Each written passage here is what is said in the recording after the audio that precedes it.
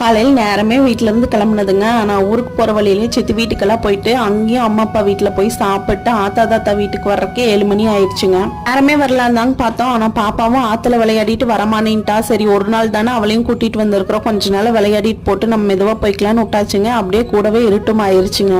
இன்னொரு நாள் வந்து பார்த்துக்கலான்னு எல்லாரும் சொன்னாங்க. என்ன இருந்தாலும் ஊருக்கு வந்துட்டு ஆத்தாலையும் தாத்தனையும் பார்க்காம போயிட்டா மனசே கேட்காதுங்க. அதனால இருட்டானாலும் பரவாயில்ல, நாங்கள் போய் பார்த்துட்டு தான் வருவோம்னு ஆத்தா தாத்தா வீட்டுக்கு போயிட்டோங்க. அந்த காலத்துல இருந்து இப்ப வரைக்கும் ஆத்தாலும் சரி தாத்தாலும் சரி 7 மணி ஆனா 7 மணிக்கு முன்னாடியே சாப்பிட்டு தூங்கிடுவாங்க. காலையில் நேரமே எந்திரிச்சிருவாங்க 4 மணி ஆனாலே. இப்பவும் அதே மாதிரிதான் ஃபாலோ பண்றாங்க. நான் சின்ன பிள்ளையா இருக்கும் போதுங்க இந்த கிச்சனுக்குள்ளதான் அங்கேயும் இங்கேயும் ஓடிட்டு இருப்பானுங்க. அப்பெல்லாம் ஆத்தா விறகடுப்புலதான் சமைப்பாங்க. ஏதோ 2 சமைச்சிட்டு இருப்பாங்க. அங்க புகை மூட்டையில வந்து புகை வெளியே போயிட்டு இருக்கும். ஏதோ ஒன்று ஸ்வீட் கேஸ் சமைச்சு மேலே எடுத்து வச்சிருந்தாங்கன்னா சேர் போட்டு ஏறி என்ன வச்சிருக்காங்கன்னு பாக்குறது தான் என்னோட வேலையா இருக்குமுங்க.